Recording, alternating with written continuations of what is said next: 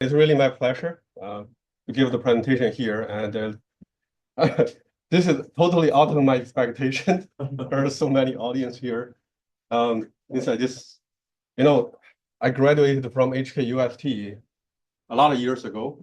When I was a student there, actually, sometimes we have alums who work in the other continents and came back to give a presentation. I just thought perhaps someday I can also give a presentation in Hong Kong, some universities, and it's kind of a dream come true. And I finally come back to Hong Kong to give presentations like this, especially in I see there's so many students, postdoc and researchers in this field.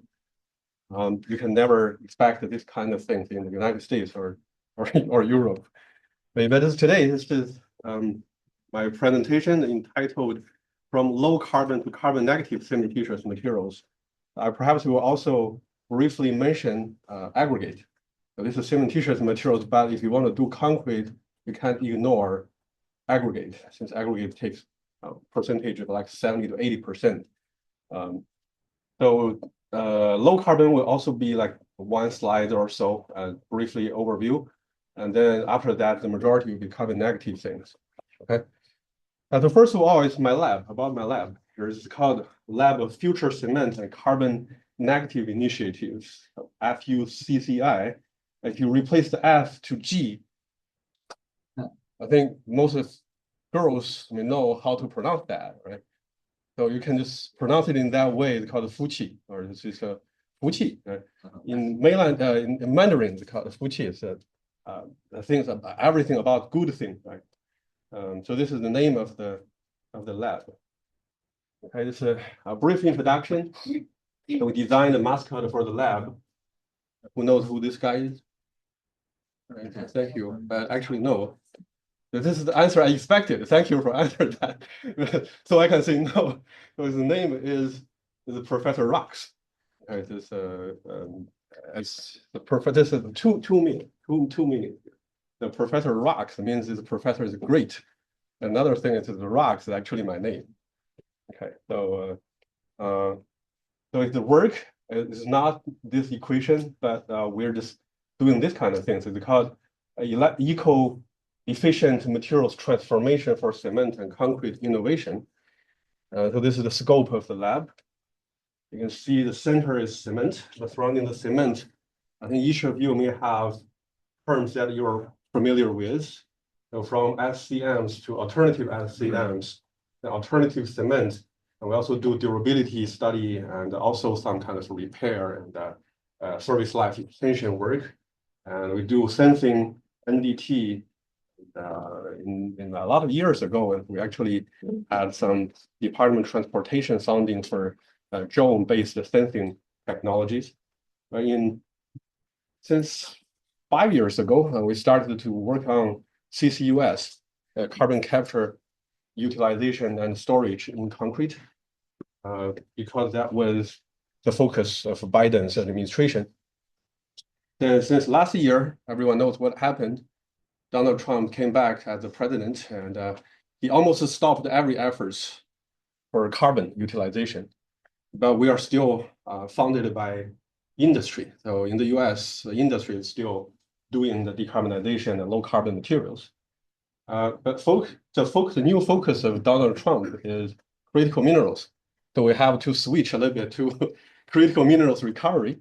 But we're actually doing the same thing. Well, we're just leveraging the cement chemistry reactions to try to recover nickel, cobalt, rare earth elements, things like that from solid waste, like tailings, coal ash, etc. But after that, you still have 99.9% solid materials left over. Then we got to do further engineering to use them in cement and concrete. So these are the latest focuses. Of course, we also do 3D printing and some hydrogen-oriented stuff. So this is the slide for low carbon efforts. So if I ask you how to decarbonize cement and concrete, you perhaps can give me a lot of solutions. But in the US now, the top focus is SCM. Early last year, just right before President Trump's back, so the DOE published a report saying that how shall we decarbonize cement and concrete? They proposed two pathways. Number one is called high clean clinker medium SCM pathway. The second one is called medium clean clinker high SCM pathway. No matter how, you have these two things to do. Number one is to decarbonize the clinker forming process. Number two is to use SCM. So this is the focus. So I didn't put anything related to like alternative fuel or how to improve the cement efficiency. That is, I put the SCM thing here. Okay, so we have been doing this a lot of years. Our first project there was from industry, like here, this like 6-7 years ago. They just came to us and said that we have a demand to use indigenously available materials. If we work somewhere, we hope to use locally abundant minerals or resources to replace the cement for concrete making. And we want to replace 50%. So we developed something that can replace 55%. So you can see here, this is a blend. Back then, the US didn't even have type 1L. They limit the limestone content in the cement to 5%. So back then, we can actually put limestone in it, like 10%, 15%. And then above that, you can add like metakaolin or other GGBS, fly ash, and glass powder, and other stuff. And you can also blend multiple phases. So anyway, we can replace 55% and meeting their requirements. They never requested to replace cement without compromising the strength. There are standards. It says if you can meet the requirements like ASTM C1157, that is actually a very low requirement. They only want a 28-day strength of 28 megapascal. It's easy to achieve. So this was an easy job. And later, another guy came to us and saying that we want to do 3D printing. We want to have low carbon 3D printing. So you have to minimize the clinker content in the concrete. So they wanted to have like 60% replacement. You can see this is another project. Again, it's just using locally abundant materials to replace 60%. Eventually we'll give them like 65%, while you can still have a relatively high compressive strength, like 60 megapascal or so. Then later, the critics guy came to us several years ago. These guys, they said they wanted to replace 80%. So 80% replacement. And Bill Gates gave them a lot of money, $30 million. They were a startup company, so they told Bill Gates that we can replace 80%. Then Bill Gates published a book called How to Avoid the Climate Disaster. They wanted carbon neutral cement, carbon neutral steel, carbon neutral chemicals. Then these guys just went there to talk to him. We have a technology, not carbon neutral yet, but we can replace 80%. Then they got a $30 million. And eventually they said, oh, it's pretty challenging. So they funded some project at 2 universities and they can you help us solve the problem? Then, and the most challenging part is they are requested to use 50% limestone. So if you use GGBS, it's easy, right? If you just use GGBS, you can replace 80%, 85%. But they said we have to use 50% limestone. Okay, so eventually the technologies are like 50% limestone plus GGBS or plus Class C fly ash, or you blend something, GGBS, type C, Class C, or natural pozzolan. And we're still working on it. They keep sending the so-called indigenous or locally abundant materials to us so that we can study their synergistic interactions and how to replace 80 to 85% cement. Now, after those projects, we get a very large database. I'm shown here. This is not a mixture proportion database. It's a comprehensive database.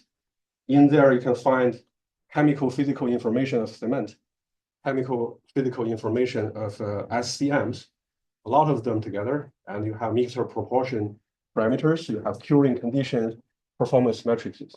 With a big database, based on that, you can develop an AI to guide a lot of things. These are the 2 case studies. The first one is LC3. So this is the first one since the industry already have a lot of LC3 data. So we can easily verify that.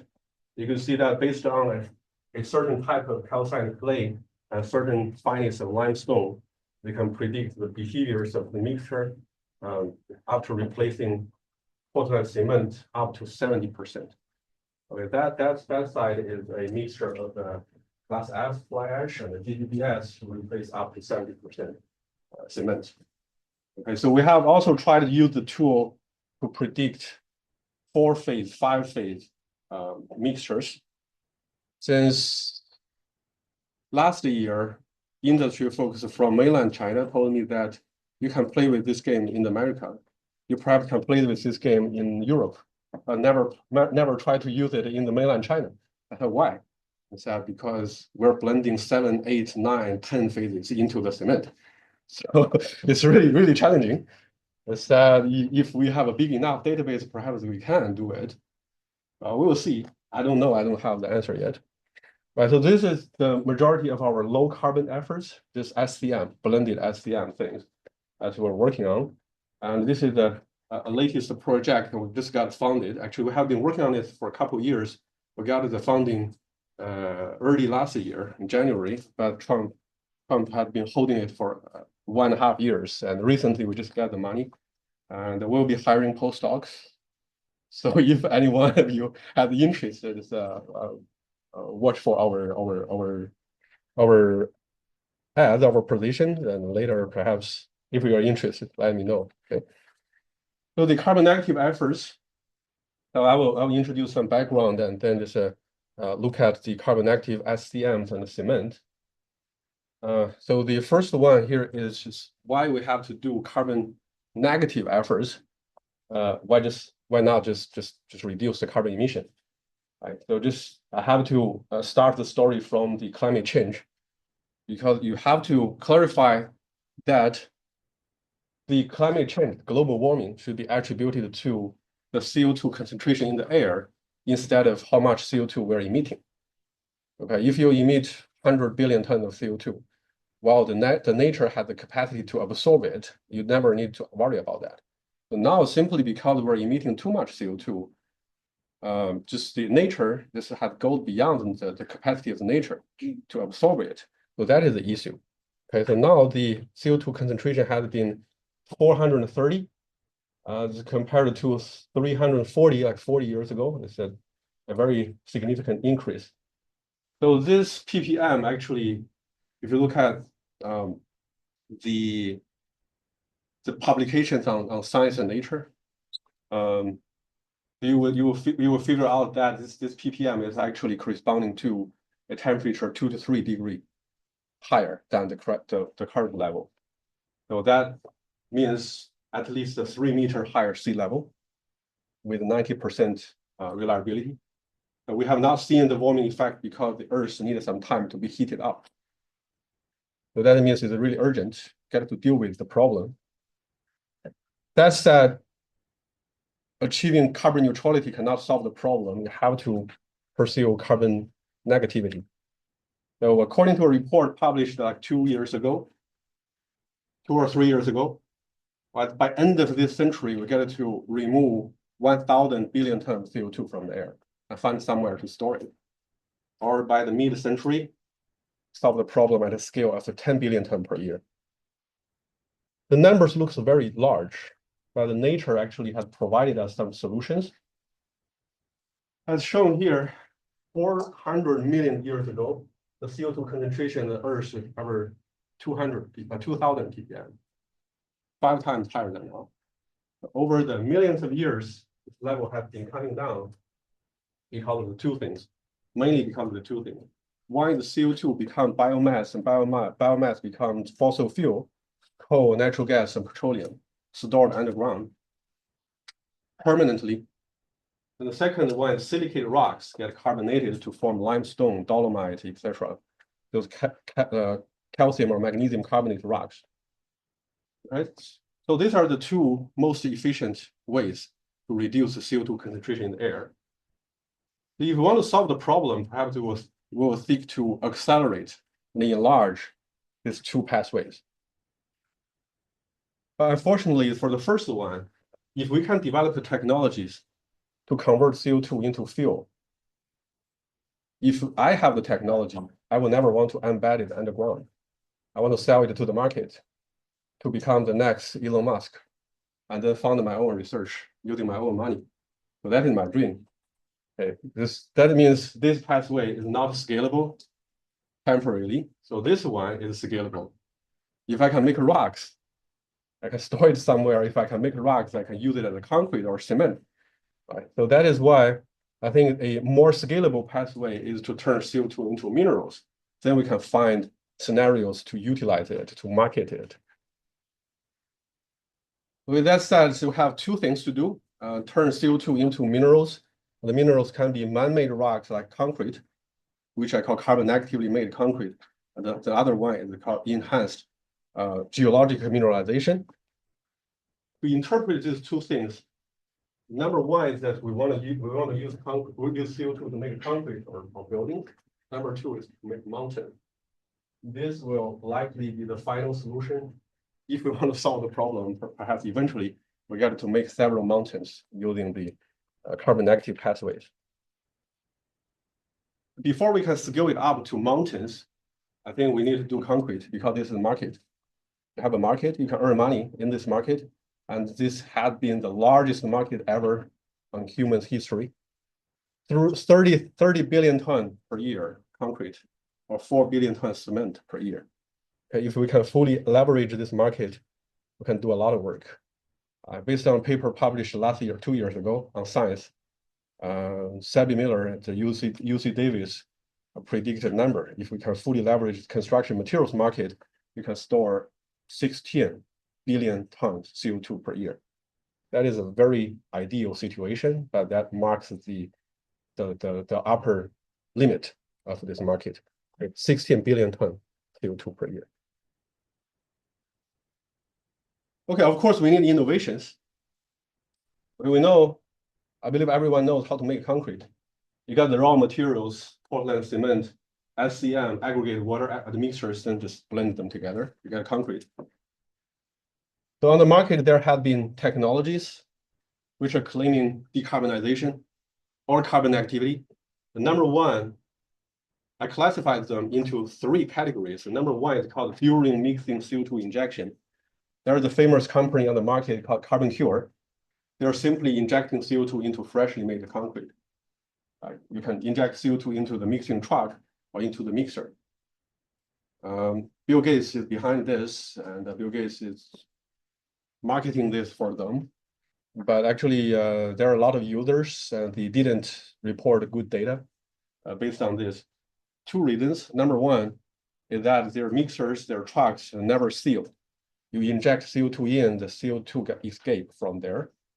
Sometimes people report that 25 pounds in, 24 pounds out. Only 1 pound gets sequestered in the concrete. Another one is that from the data from their own company is that you can't inject too much CO2, because when you inject too much CO2, your cement particles get carbonated, then the hydration will be stopped. Okay, so they set the limit of 0.2%. Then later they said perhaps you can increase to 0.4% weight of cement, but that is the limit. They also worried about steel corrosion if you inject too much CO2. Then another one is carbonation curing. This is the bricks and blocks are pre-casted things.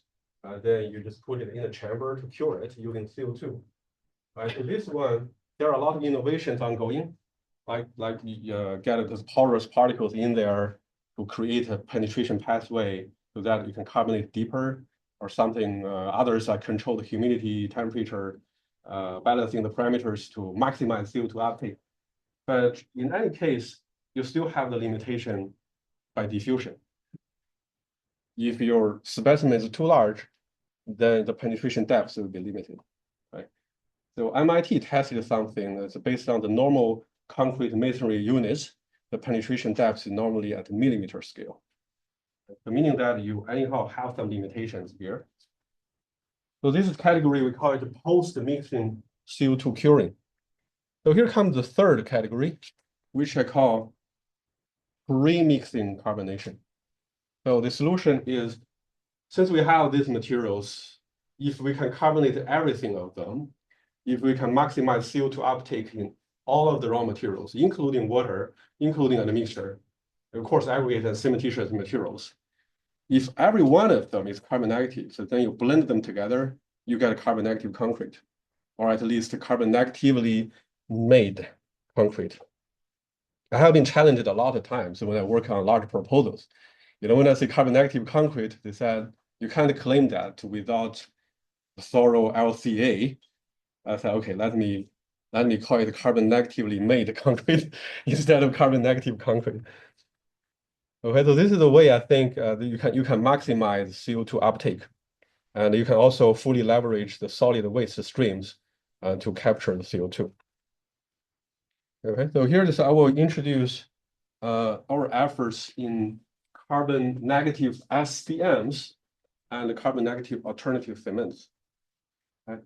So the first part would be carbon negative SCMs. Polytechnic University published a lot of papers already. So I know that since we have been doing this for 5 years, 5 or 6 years, and we also carbonated a lot of things. So here's just kind of simple overview. So the technology is kind of straightforward.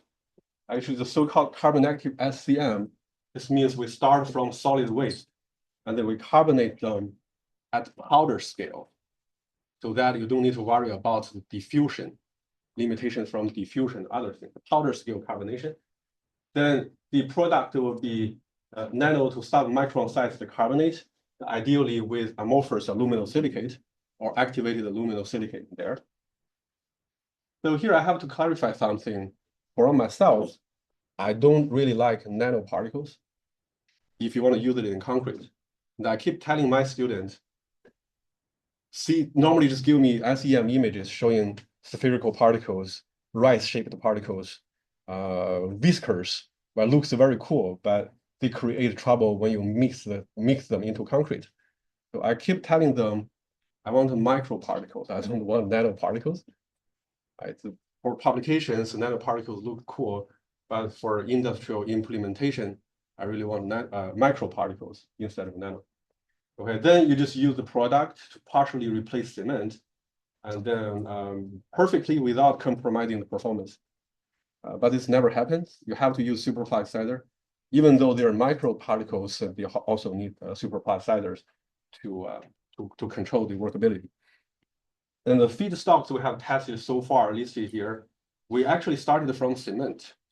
So you can carbonate cement to create something that you call SCM and use it to replace cement. And you can also work on hydrated cement paste or cement kiln dust, GGBS. Then later, real solid waste like steel slags. We have tested all kinds of them, BOF, EAF, ladle furnace slag, and also blend of them, and also the air-cooled blast furnace slag. Also off-spec high calcium coal ash, municipal solid waste ashes. The municipal solid waste fly ash is the best thing I've ever tested. It captures a lot of CO2 in minutes. But it's hazardous waste here. So you can't use it. But in the US, I don't know why they don't control it. So we can easily get a lot of samples, and we're testing it in a very, very large scale. Next week, we'll start a very large field test. So recycled concrete dust and some minerals also work. So for the carbonation process, we have developed several types of reactors: slurry, semi-dry, semi-wet, and the so-called mechanochemical integrated things. So we started from the slurry method. I think a lot of people start this kind of testing in the lab with this kind of slurry method, a cup or a beaker with water in, powder in, CO2 in. Of course, most of the CO2 will escape. Then you don't want the CO2 escape, so you seal it. Then you create something called pressurized reactor. The CO2 will be pressurized inside, and you can expect higher degree of carbonation, but the reaction will be relatively slow. Then you will think perhaps you can circulate it. So you add a circulation system. You create a so-called circulated reactor, or call it chemically bubble column. So the CO2 unreacted thing can be circulated. So you can expect a higher degree of carbonation and faster reaction. Then if you worry about the water, if you work with cement companies, they don't want to work with a lot of water. So there are semi-dry, semi-wet methods. The simplest one would be the carbonation chamber. You just create a thin powder bed inside, and you control the humidity, the partial pressure of CO2, the temperature, and other parameters. So you expect to maximize CO2 uptake in there. But in most of the cases, the reaction would be very slow if your moisture content is not high enough. Then you start to thinking about use the ball mill. While ball milling the particles, creating surface area, or control the relative humidity, CO2 temperature, then you carbonate it. We have built a pretty big one of this, and we found some trouble when scale it up, because the powder can easily adhere on the wall or on the ball.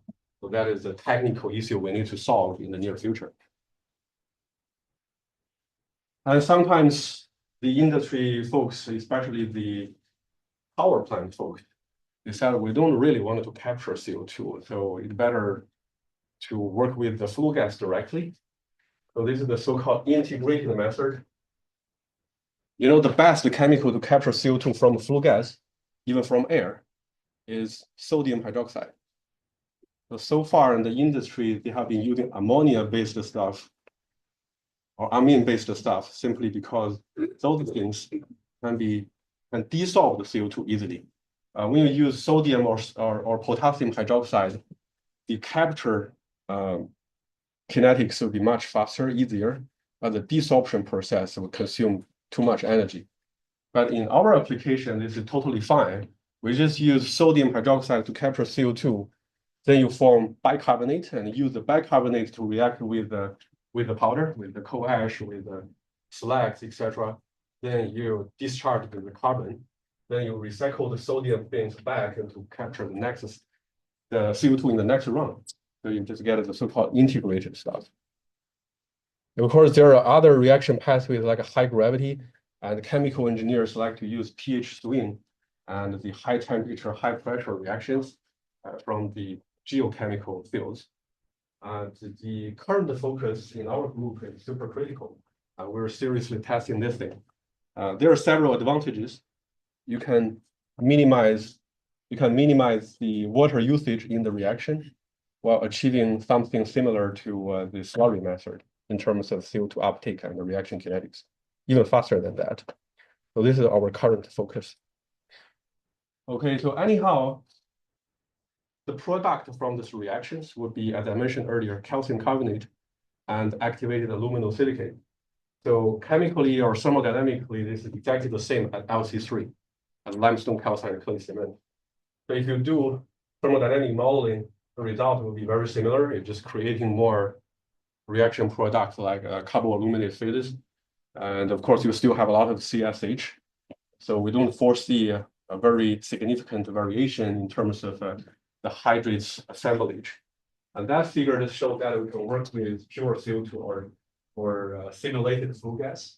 Of course, when you have a low concentration of CO2, the reaction will be slower.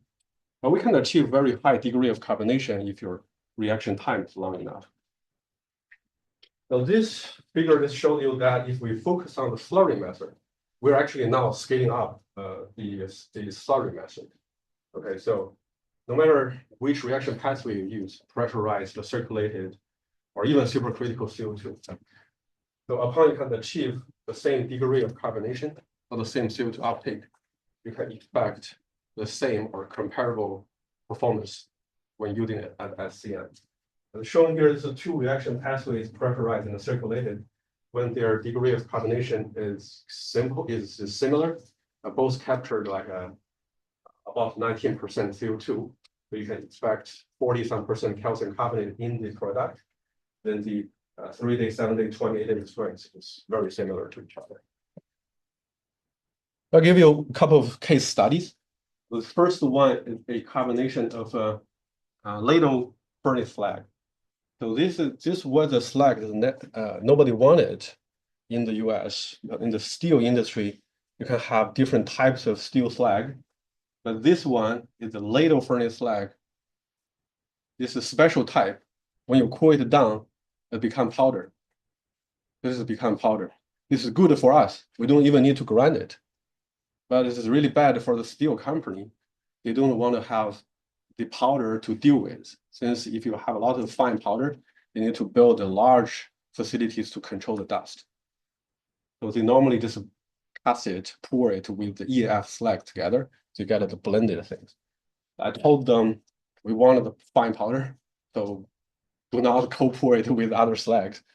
So this is the thing we tested. The calcium content is pretty high, over 40%. So after the carbonation, you can see easily you can capture more than 20% CO2. 22% of CO2 means 50% of the product is calcium carbonate. So thermodynamically, you perhaps will not expect good performance in the blended cement. But actually, we found something pretty good result. So you can see the XRD here. After the carbonation, you got a more amorphous phases.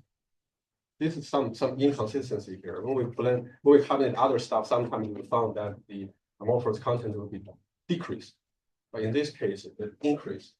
Well, you created about 50% calcium carbonate.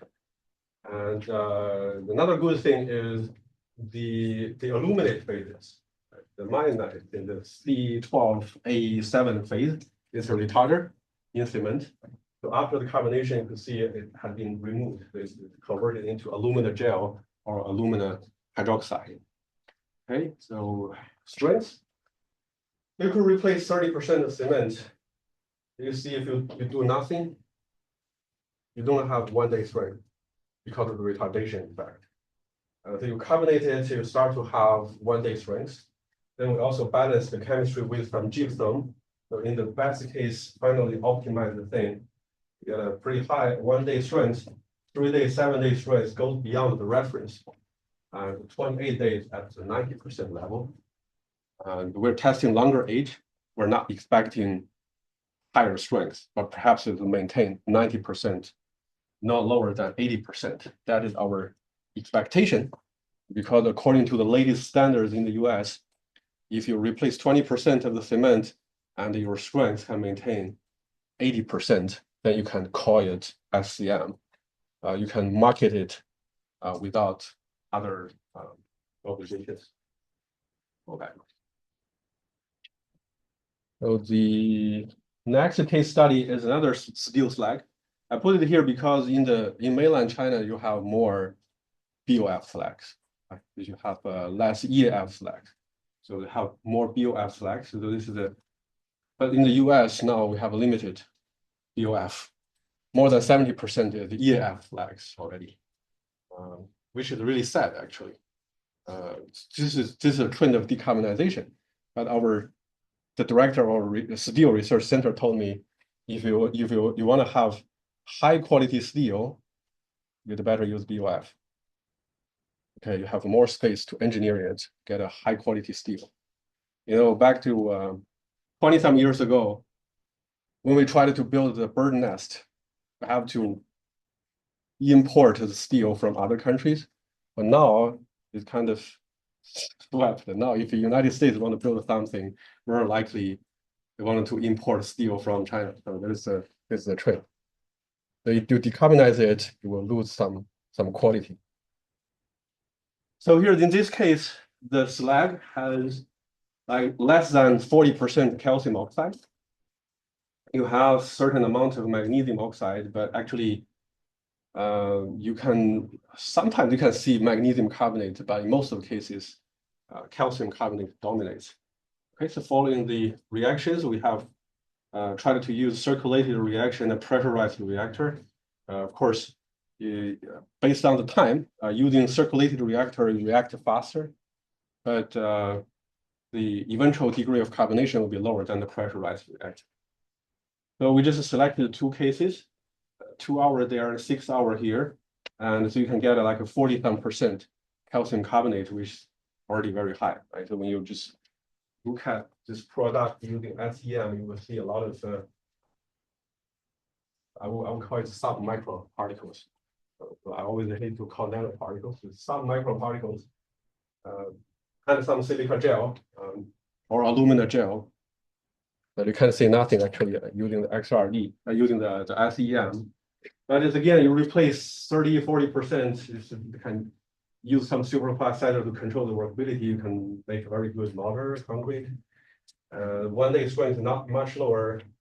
And after 3 days, it's always maintain like 90% to the compared to the control. So fly ash, you should never expect class F fly ash to capture a lot of CO2. But class C, they capture some CO2. But what is frustrating is that even though your coal ash has like 28% calcium oxide, you don't expect a lot of CO2 uptake, just a little bit thing. But I have seen a lot of papers publishing images like this. Looks super cool. This is from our own lab. You see spherical particles, cubical particles, sometimes like needle-shaped things. Always good pictures. But when you test and the reaction very fast. If you use a circulated reactor, the reaction is very fast. After minutes, you start to observe this reaction product. But when you measure the phases, when you use TGA to verify the CO2 uptake, this becomes something like this. Using QXRD, you will see in the best case, 10% calcium carbonate. And that means you just capture like 4%, 5% CO2. Not a lot. The good thing is, though the CO2 uptake is limited, it can improve the performance. We'll replace cement using the pure, the original fly ash. Will reduce 1 day, 7 days, 3 days, 7 days, 28 days strength. After the carbonation, the 28 days strength is almost the same as control. It just improves some early age strength using this method. 2 years ago, a professor in UT Austin, Maria Younger, who just served the ACI president, visited us and showed her some result. He said, "Can you use it to make UHPC?" I don't know, let's try it. So we just tried to make some UHPC using the product. This is the carbonated EAF slag. The reference mixture is here. Low water to binder ratio, 1 part cement, some silica film. And then we just tried to use the carbonated EAF slag to replace 25, 50, 75% of the cement. Then you get something with very low porosity. And then look at the strength. If you just cure it normally, the 1 day strength will become lower, of course, but the 28 day will be catching up. And you wait for 90 days, 25 replacement goes beyond, and 50% also goes beyond. These numbers are higher than 150 MPa. If you want to do high temperature curing, you can observe the advantages like right after 2 days curing. There will be 50% replacement also catch up, reaching the level of like 150 MPa. Okay, so those are several case studies of the carbon negative SCM. So later, just here, I will just introduce something in our lab, which I call carbon negative alternative cement. This started from this thing. This is the process how Portland cement is being made. Raw materials, about 1.5 tons raw material. After the kiln process, add some gypsum, then you got a 1 ton Portland cement. It's roughly 1 ton cement, 1 ton CO2. Everyone knows that. Right. So I have to mention Bill Gates again. You know, he started these things years ago. He said, I want a carbon zero cement. Then he reactivated a guy who helped him to do the water cleaning project in Africa. The same guy. He said he wanted to be the second time entrepreneur.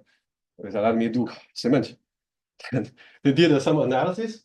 They found in this process, the biggest CO2 emission is from the decomposition of calcium carbonate of limestone. We said, since the cement is calcium silicate, why we're not using calcium silicate rocks to make cement? Why we have to use calcium carbonate? It sounds cool. So they started a company called Brimstone, and they started to search calcium silicate rocks in the nature. Unfortunately, there's no that kind of rock. There's some wollastonite, calcium silicate, but it's only little bit thing. There's no B-lite, there's no A-lite in the nature. So they could only find some rocks with high content of magnesium silicate, but only 4% to 6% calcium silicate, 4 to 6% calcium.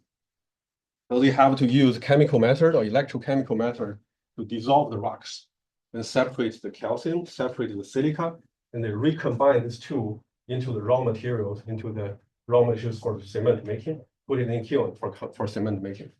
Okay, then later they say, okay, after we use this, we know in Portland cement you need to use 62%, 60-some% calcium oxide, only 20% silica, right? But in the rocks, they only have 4% calcium, 40-some% of silica.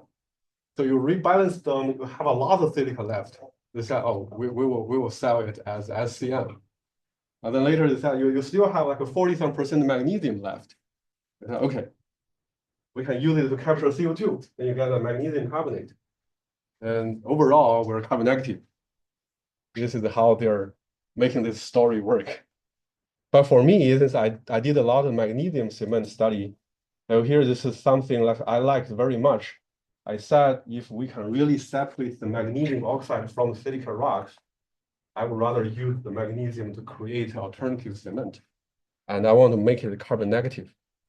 Okay, so that is the start of my journey in creating the magnesium-based carbon negative cement. As I showed you earlier, we could separate the magnesium hydroxide from the rocks.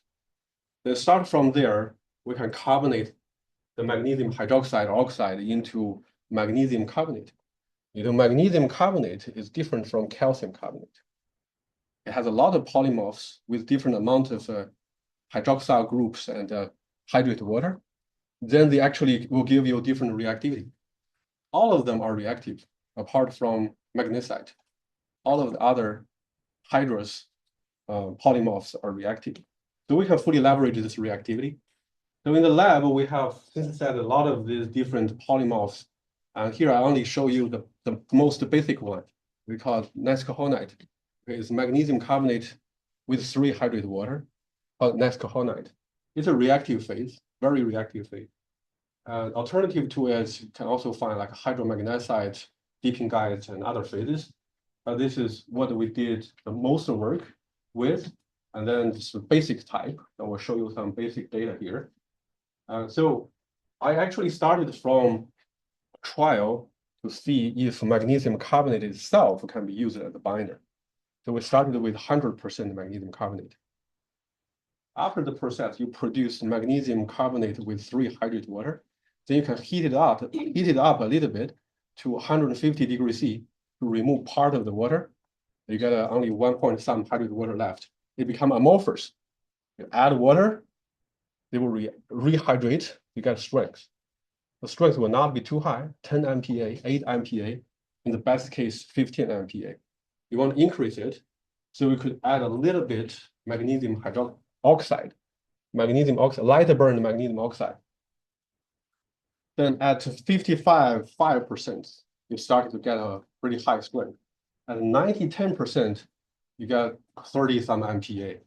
Then if you further reduce the carbonate content to 80%, 70%, you get 40-some MPa. So we just tested a full series from 100 to 100. We tested everything there. And we found a lot of interesting stuff here. So this cement have very interesting rheological properties. When your carbonate content is lower than 50%, it works similarly to Portland cement. The shear thinning, you just mix it as normal cement.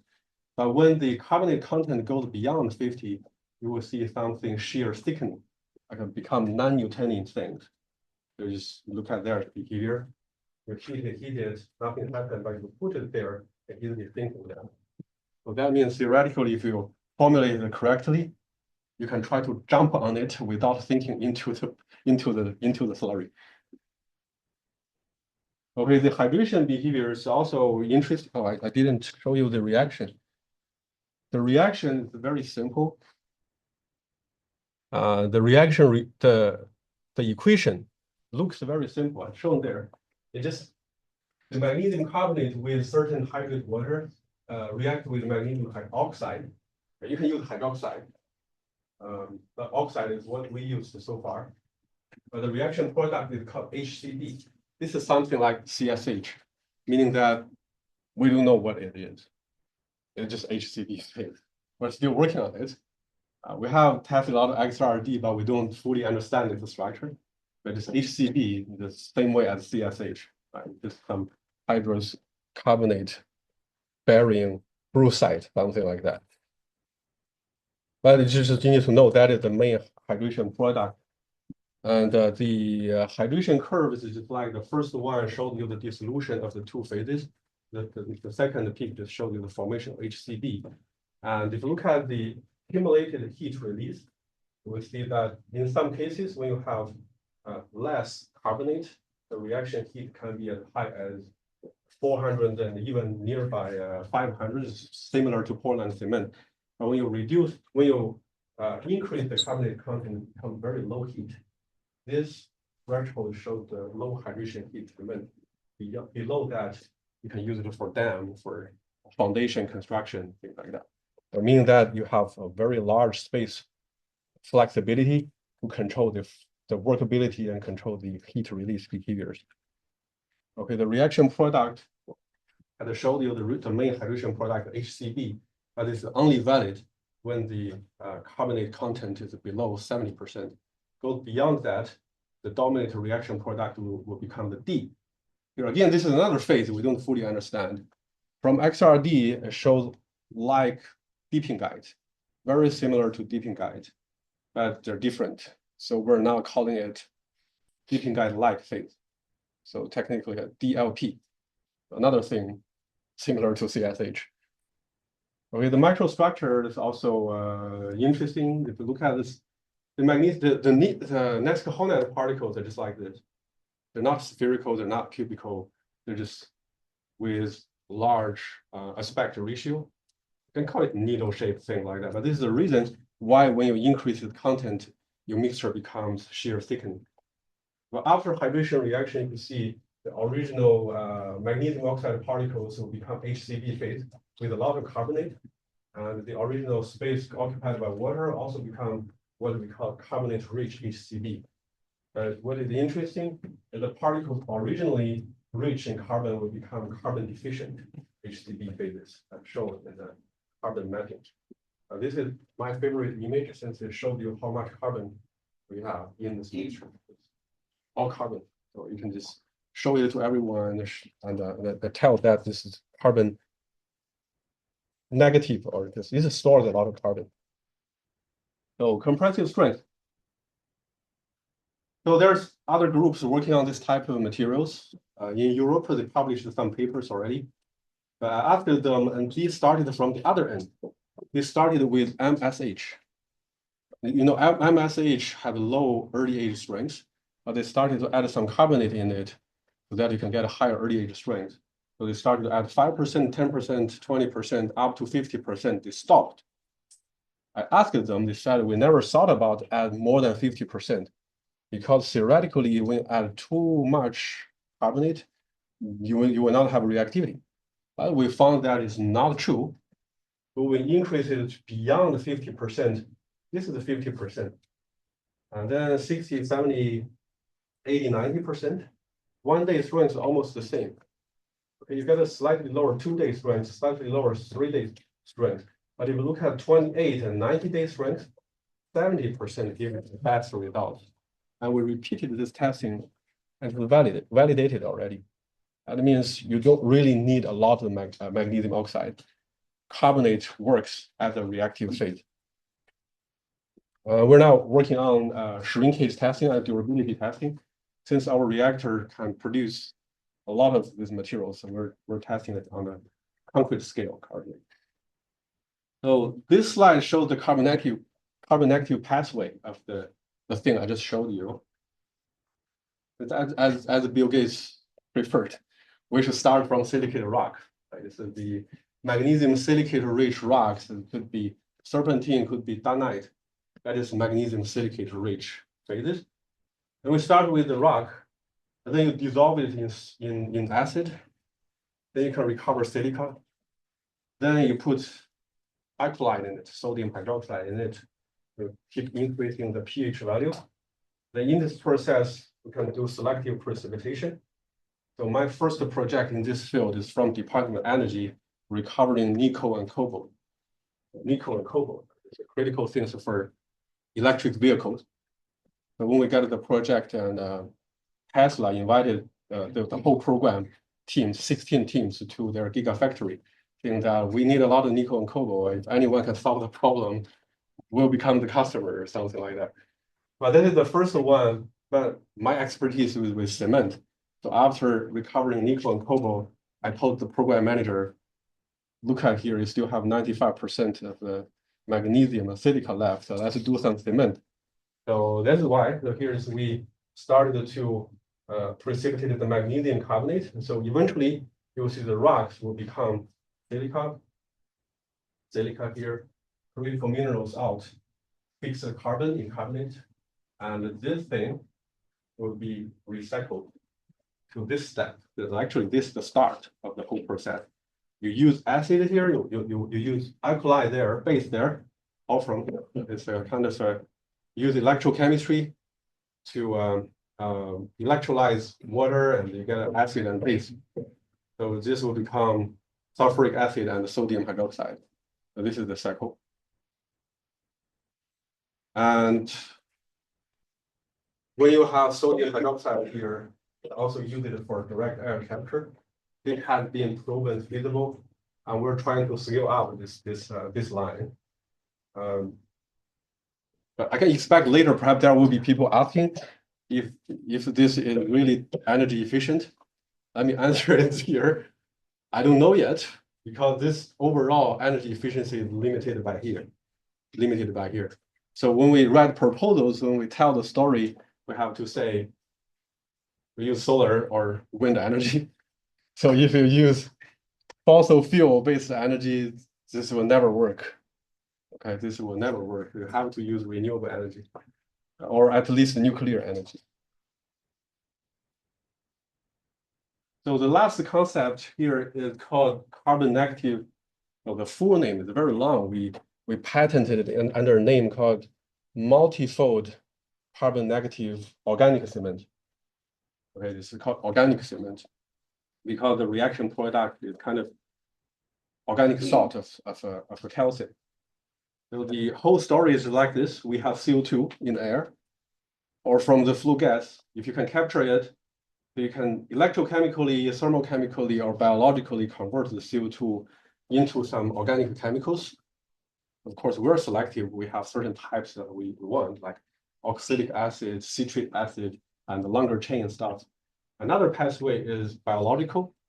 So if we assume that the growth of biomass captures CO2 from air and use the sun, use photosynthetic reactions to convert CO2 into something here, then we can use fungi and use fermentation to convert this stuff into the same chemicals.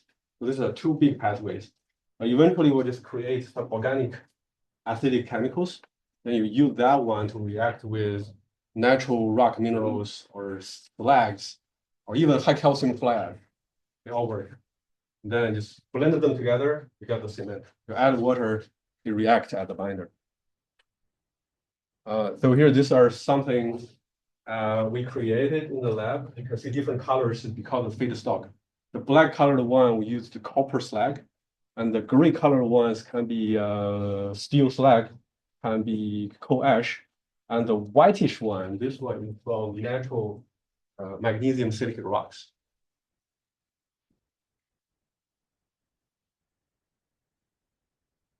So two case studies. The first one, we just used oxalic acid blended with olivine rock powder. See the olivine rock powder, you get like nearly 50% magnesium oxide. So the reaction product is dominated by magnesium oxalate dihydrates. So that is the major reaction product. Okay, you can see the strength is not very high. In the best case, we get a 32.5 MPa. Again, if you reference to this ASTM standard for alternative cement for general use, they only want a 28 MPa after 28 days. So this is not high, but high enough to be marketed. Again, this is my favorite image. You can see the mapping of carbon. carbon everywhere. It shows you that at least carbon negative or not, this thing will store a lot of carbon. So the last question, why I call it multifold? Okay, multifold carbon activity. Simply here, if we're just forming calcium carbonate, one calcium will be associated with one carbon.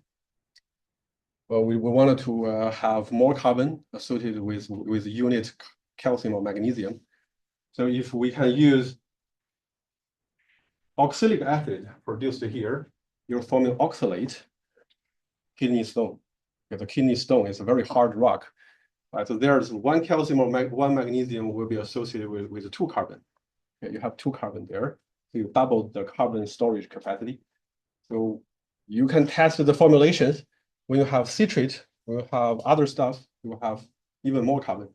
The oxalate is so far the non-dissolvable thing we figured out. We use other organic salts and their solubility will be issues. You need to define certain scenarios of application. Okay, the second case study is steel slag. You can see in this slag, we don't have a lot of calcium, but high enough, you get a little bit of magnesium and some iron, a lot of iron here. So we just blend it with oxalic acid, then the reaction product will be dominated by calcium oxalate and ferrous oxalate. Then the strength will be much higher, 50 MPa at a water to binder ratio of 0.22. And again, carbon intensive, okay. Carbon negative or carbon intensive. Anyway, you can see a lot of carbon in the mixture. Okay, this is the extra slide. As I said, I want to simply mention aggregate work. So there are a lot of efforts in this field, but not highly successful so far. So the concept is simple, just if you can find something, solid waste or not, which has a lot of calcium, magnesium in there, if you can carbonate it into some large particles, instead of powder, large particles, then you just break it or not, you can use them as aggregate, right? Then the feedstocks will be the same as the carbon active SCMs, slags, coal ash, dust, etc., red mud, whatever things you can carbonate though. And then you just have process control. But the core secret will be how do you grow them into large particles. Like the company called Blue Planet is the only active one in the United States, North American market to do aggregate. Their reactions are here. No secret, just the reaction right here. You can use the ammonium chloride or ammonium nitrate to leach calcium from any of the solid waste. Then you use some sodium hydroxide to control the pH value, then carbonate it to form calcium carbonate. But again, the secret is how they grow everything into large particles. I don't know, because I tried the thing. I only got millimeter-sized particles. I never got centimeter-sized particles. But these side, they can make this large particles. They just, when they give a presentation, they say, we can make particles like this. You know, we can break them into large particles at aggregate, at coarse aggregate. So this is their core secret. I don't know how to do that. They are now claiming this number.